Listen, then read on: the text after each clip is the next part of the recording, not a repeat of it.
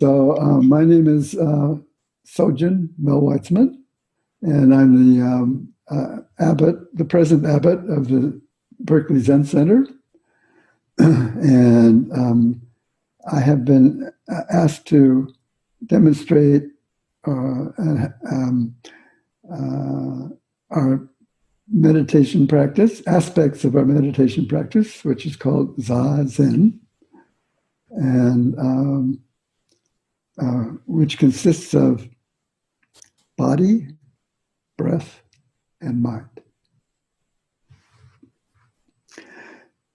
So I'm going to talk about how we sit, our body, and our breath, how we breathe in Zazen, and how we manage our, or mismanage, how we manage our thinking in Zazen. So after we cross our legs, I don't have time to explain the various positions. So we sit down on a cushion, a round cushion, and across our legs. When we sit on the cushion, we don't sit all the way on the cushion. We sit maybe half or 2/3 on the cushion. The cushion, the zafu, helps us, when we sit on a zafu, it helps us to keep our back straight because our back is inclined a little. So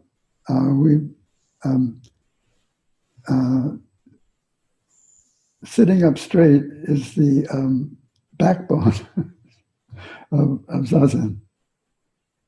So to sit up straight, some people say push your hips back. I say push your lower back forward, which is the same thing.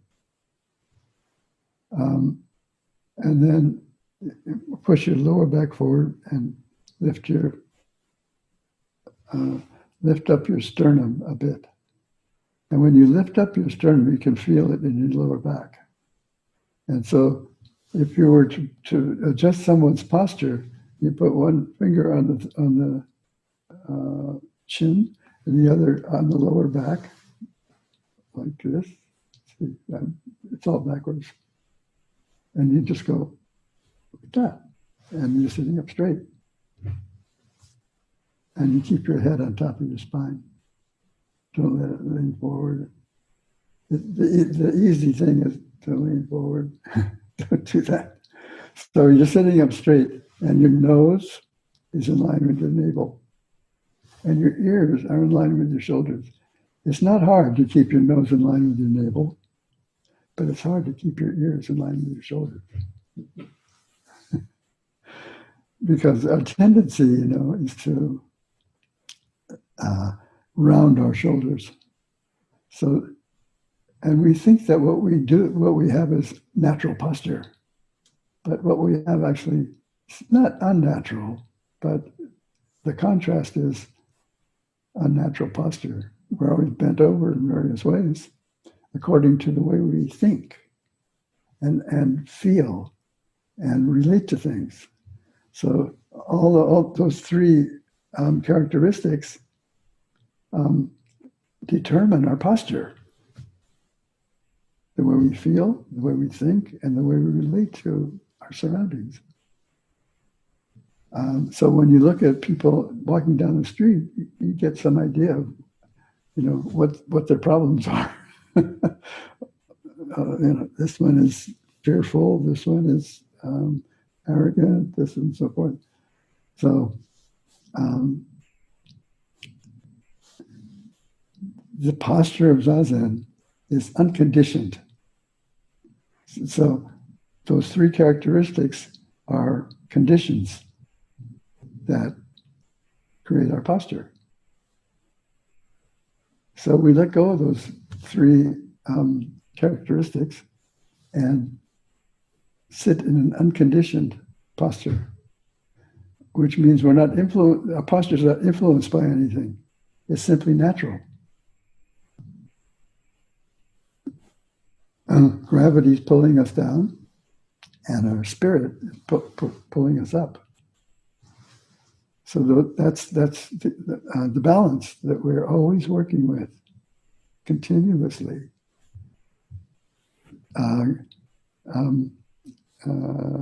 Gravity doesn't sleep; it's always there, and and everything we do is conditioned by gravity. So spirit and gravity. This is the dynamic that we're always working with. So in Zazen, we let go of the conditions that create that lead away from our natural posture, which is to simply sit up straight and let spirit energy have its freedom. This is what we call freedom, to have unconditioned posture.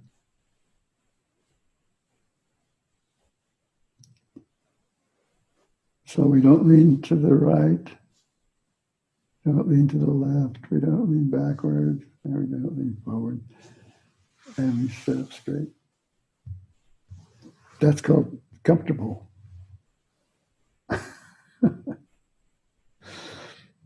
And so we tried to maintain that posture throughout Zazen because everything's changing. Posture is changing all the time. And so we have to micromanage it. We always say, sit still, don't move. But that doesn't mean you shouldn't move. We just have to, from the inside, maintain that posture. And when you do, we have the balance between effort and ease. People tend to think often of meditation as just ease. They tend to disregard the effort. So the balance between the effort and the ease. The effort is to sit up straight, and the ease is to find comfort. So there's always something to work with when we're sitting Zazen. And then when we do that, we have this mudra.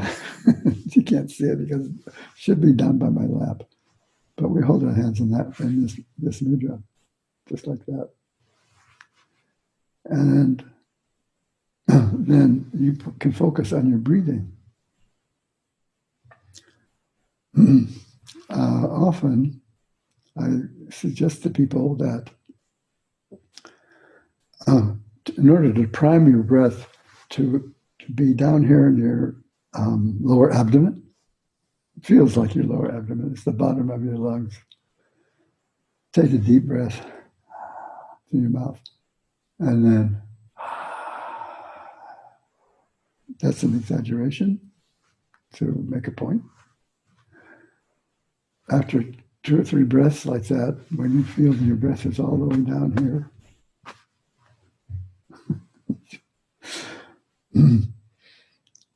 just breathe normally through your nose, but your breath should be deep. We don't try to control our breath. It's not breath control. It's simply letting the breath be what it is. But if there is any effort or control, it's to let the breath fall all the way down so that you're abdominal breathing. When you inhale, the abdomen expands.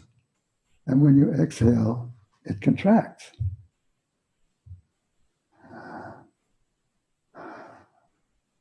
Inhale.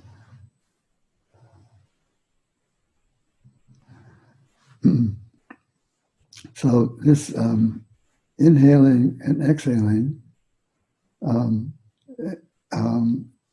is a kind of connection between inside and outside. And it's also inhaling is to come to life, and exhaling is to let go. Yeah, inhaling is inspiration. Exhaling is expiration. It's one total breath, one total cycle of life. One life cycle is inspiration and expiration. And we live from inspiration to expiration. Mr. Suzuki once said that it's better to exhale than inhale. I don't know if that's what he actually meant, because sometimes he would say something in a kind of broad way that was, he understood, but it sounds funny to us. So inhaling, when you can allow yourself to inhale and exhale, because it without effort, then that's called normal breathing. When we have some problems, fear or anxiety, we tend to breathe up in our chest. So if we always breathe abdominally, we have that's called settledness, and it's much easier to handle problems when we can do that. I don't know how to deal with my anxiety, so I say, just do inhaling and exhaling, inspiration and expiration. You can't have one without the other. So this is birth and this is death. So this is how we study birth and death. Inhaling is birth, exhaling is death. We're just doing it constantly. So we say birth and death is happening all the time, one breath after another. When there's no more breathing, there's no more life. So we should take care of our breath. And our breath has an effect on our body and our mind. And our body and our mind have an effect on our breath. So in breathing,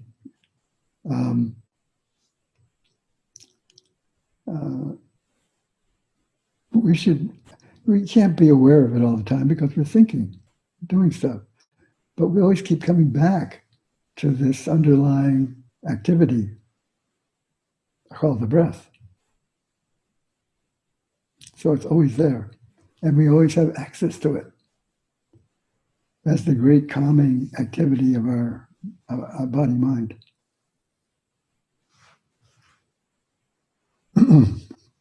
Suzuki Roshi always talked about having a calm mind. He said the most important thing is to have a calm mind. And to have a calm mind is to have a regular rhythmic breath, which calms the mind. So speaking about the mind, our mind is constantly busy. It's sometimes been characterized as a rushing torrent that never stops. It's like the bubbles that come up from a fish tank. The fish tank bubbles are always rising to the top, and it's nonstop, going on all the time. And our mind is like that. So how do we deal with our mind, which is always searching for food, or it's always searching for something to attach to, our thinking mind. So it will attach to anything. So we have certain things that we delineate as what we will be attached to, what we will think about.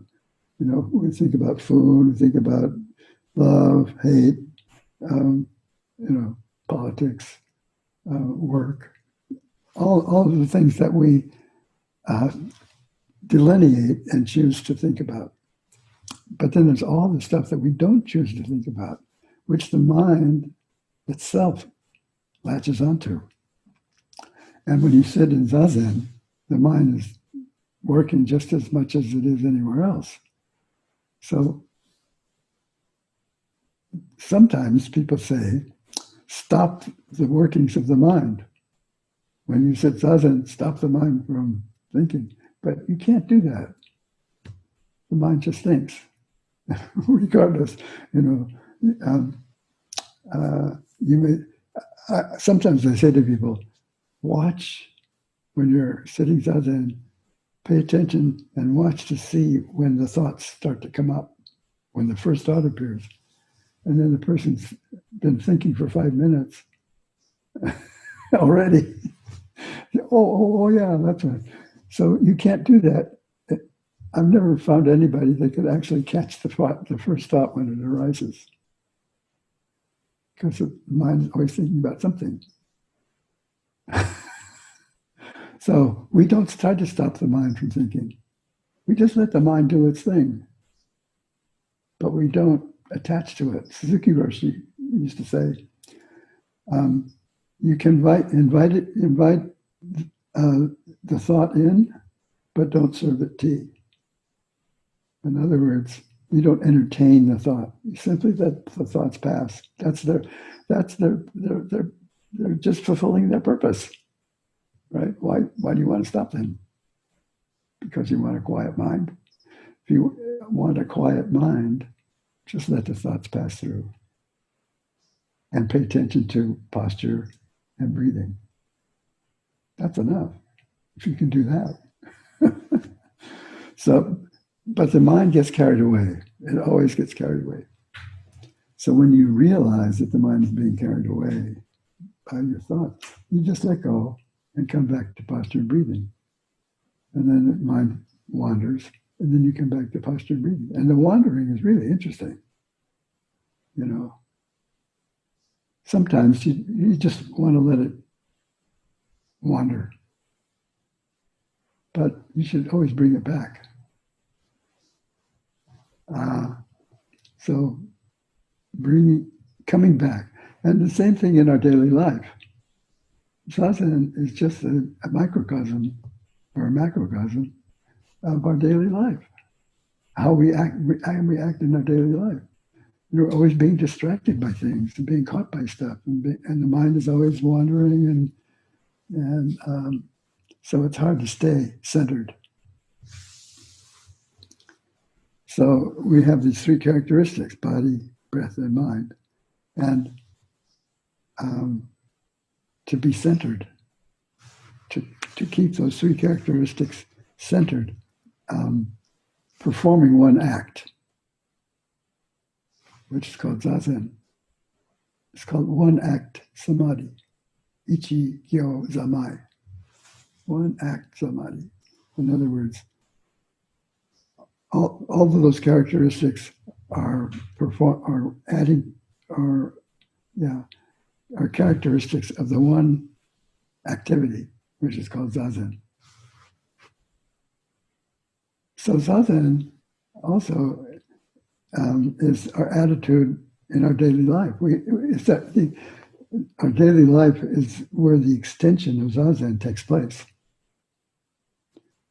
I can't explain that exactly. You have to experience it. But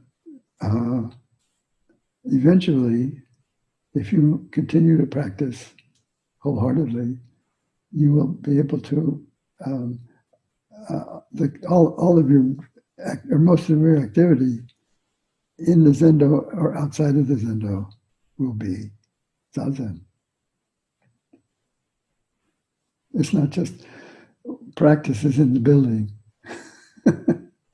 when Suzuki Roshi said that, I like to say that when you walk out the door of the zendo after sitting zazen, that you're extending the zendo to wherever you are, no matter what you're doing.